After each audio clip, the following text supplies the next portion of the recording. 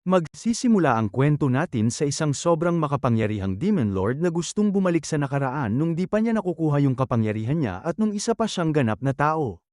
Mula sa mundo ng mga patay o sa tinatawag nilang necropia, at wala kang matatagpuang anumang sign ng merong nabubuhay. Dito matatagpuan ang kastilyo ng makapangyarihang Demon Lord na wala kang ibang makikitang ibang gusali kundi nag-iisa lang ito. Sa loob naman ng kastilyo walang katulad ang kagandahan. At bubungad sa iyo ang mga iba't ibang klase ng mga murals at punong-puno ng mga ginto na kahit sinong nilalang ay mapapansin ito. Kaya naman, sa kabila ng magagarang at marangyang disenyo na makikita sa loob ng kastilyo walang duda ito talaga ay matatawag nating pinakamakapangyarihan at totoo sa lahat. Mapapansin na nga nating ang isang kakaibang korona na nagsisimbolo ng kapangyarihan. Dito na nga pinakita ang nagmamay-ari ng kastilyo, na mataimtim at para bang meron itong malalim na iniisip. At ito na nga ang makapangyarihang Demon Lord na si Karnak. At pinakita na nga ang buong mukha ng makapangyarihang Demon Lord na hari ng mga patay, nababatid dito ang umaapaw na kapangyarihan at mahahalata rin dito ang ilang libong karanasan na walang katumbas na pakikipaglaban. Bigla na lang naalala ng Demon Lord ang kanyang nakaraang buhay bilang isa pa siyang mortal. Nakabilang sa pinakamababa at halos itakwil na ng mga noble na pamilya. Sa murang edad, dahil sa pagkamatay ng kanyang magulang wala na siyang magawa kahit nabugbugin pa siya ng ibang pamilya at di siya makalaban dahil din sa kanyang napakahinang katawan. Kaya naman dito na nabuo sa kanyang utak. At paulit-ulit na tumatakbo sa kanyang kaisipan na dapat siyang lumakas at meron siyang matinding galit sa kanyang puso na dapat wala siyang iba pang pagkakatiwalaan kundi ang kanyang sarili lamang.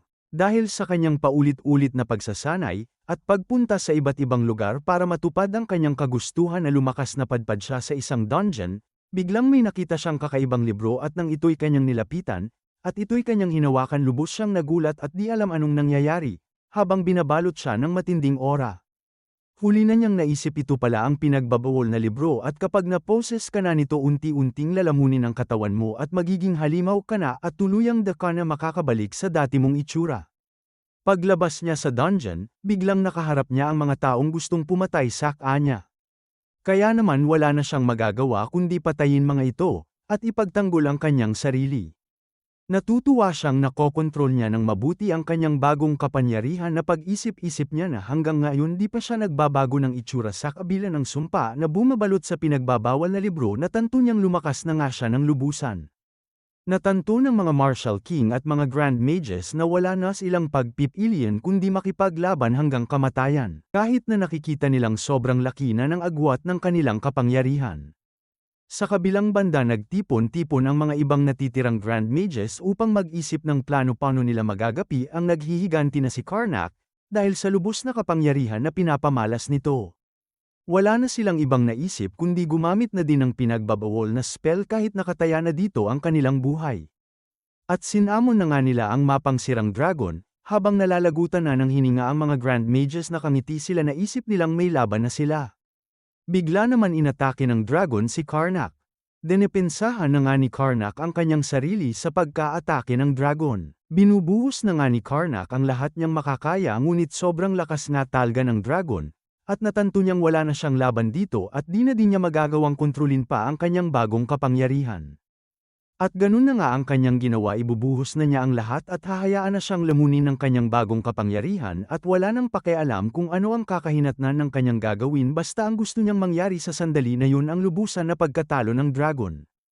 Pagkatapos ng matinding laban na yun si Karnak na nga ang tuluyan na ng hebabaw at doon na nga sinilang ang panibagong gigimbal sa mundo, ang walang katumbas na lakas ng mapakapangyarihang Demon Lord. Pagkatapos nun bumalik na nga tayo sa kasalukuyan. Naiisip niya na nakaka-enjoy talaga ang mga nangyari sa kanyang buhay. Napag-isip-isip na nga din ng makapangyarihang Demon Lord na sobrang tagal na ang lumipas at ilang libong taon at mga laban ang nangyari sa kanyang buhay. At naisip niyang parang wala din daw saysay, dahil natatanging buto na lang daw ang kanyang itsura. Napabuntong hininga na nga rin ito. Muling tumakbo sa kanyang kaisipan yung mga panahong yakap-yakap siya ng kanyang ina at gustong gusto ang ganitong init na pakiramdam. Na kahit sa kanyang murang edad na panahon na yun ay naaalala niya ang mga ganitong pangyayari. At naisip din niyang gusto din niyang maranasan muli ang masugatan siya, na may dugong lumalabas sa kanyang katawan. Bigla naman siyang napalingon at nasabing, Teka lang, parang may pag-asa pang mangyari ngayon. Sa kanyang paglingon may isang tablet pala ang kanyang nililingunan, at nasabi ulit, sa kanyang sarili, gag-ana kaya? Magagawa ko ba ito? May paraan pa kaya? Biglang may kalabog at tunog na may mga naglalakad. Bigla din itong nagsalita at sabi, My Lord. Habang naglalakad ito palapit sa trono ng hari, sinasabi niya ang mga katagang ito. My Lord, ang makapangyarihan sa lahat ng bagay, walang katumbas na kapangyarihan mula sa mga mortal at sa mga patay. At pinakita na nga kung sino ang nagsasalita, ito pala si Barrows, ang kanang kamay ng makapangyarihang Demon Lord. Habang patuloy na naglalakad ito patungo sa trono ng hari, nagbigay ito ng galang. Greetings my Lord. Habang naglalakad si Barrows patungo sa trono ng makapangyarihang Demon Lord, bumaba naman ang Demon Lord at tumungo sa tablet at nagpunta na din si Barrows doon. Bigla naman nagsalita ang hari, nabanggit niya handa na ang lahat. At nabigla naman. Si Barrows na sabi na lang niya, My Lord, totoo ba yan? Sinabi na ang ganang Demon Lord, oo naman, nararamdaman kong gag-ana ito, matagal na pala nilang napag-planuhang gawin ito, ngunit hindi sila nagtatagumpay dahil meron pang kulang. Bigla naman kinilig si Barrows at napasabi, Amazing my Lord, yes finally. Makikita naman nating namumula na din ito.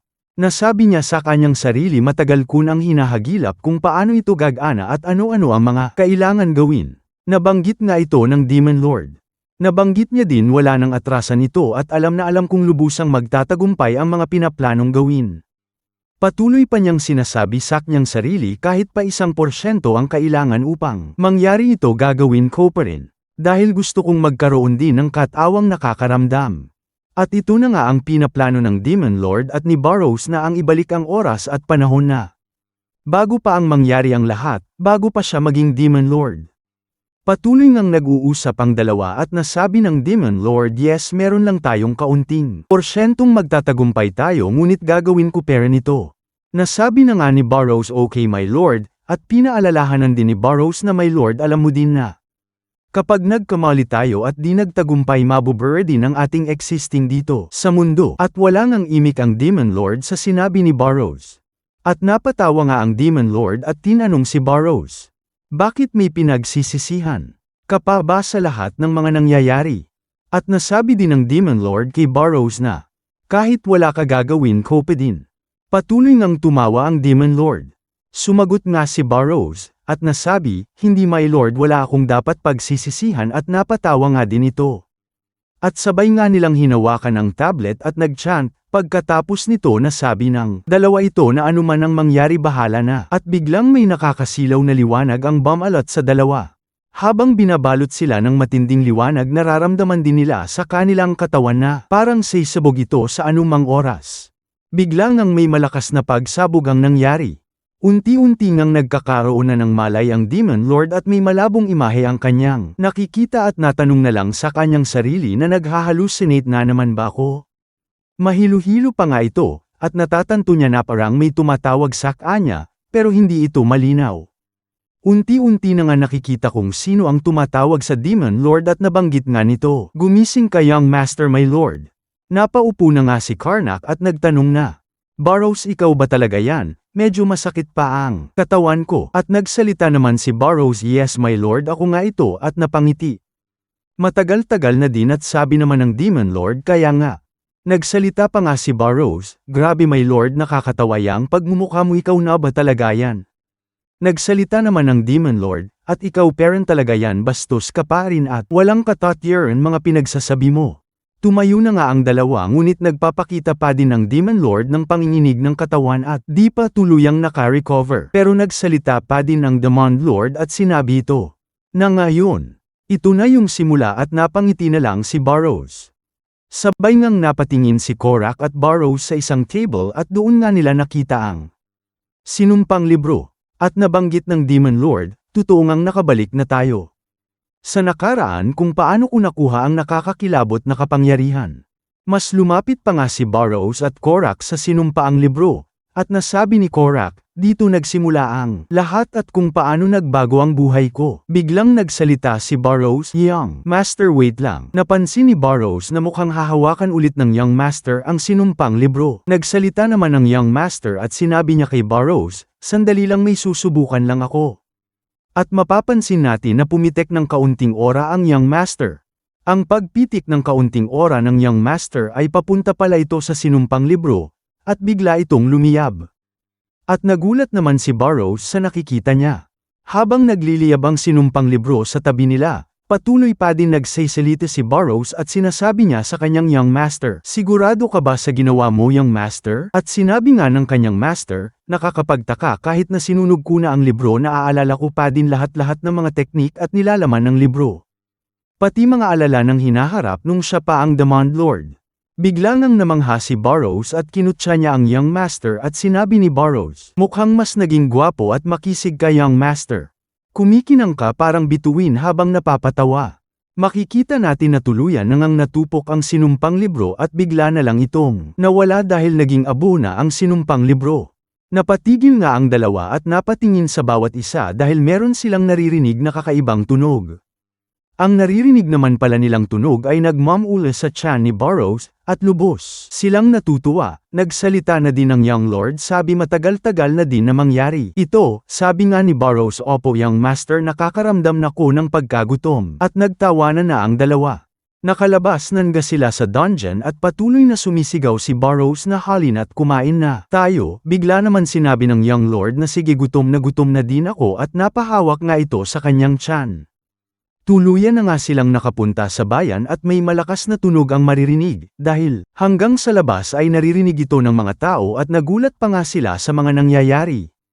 Nagpunta na nga ang eksena sa loob ng kainan, napapatingin nga ang mga customer sa iisang direksyon. Ang malakas na tunog na dumagundong sa labas ay nanggagaling pala sa dalawa at lubos silang natutuwa dahil hanggang ngayon di sila makapaniwala na nakakain na sila at nararamdaman nila ang lasa ng tinapay at di rin nila mapigilan ang pagluha ng mga ito.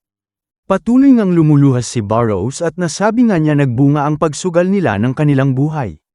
Pati nga ang Young Lord patuloy pa din na lumuluha at nasabi din niya, ang sarap nga naman sa pakiramdam ko na habang ginunguya ko ang karne ay lasang-lasa ko parang papunta na ko sa kalangitan.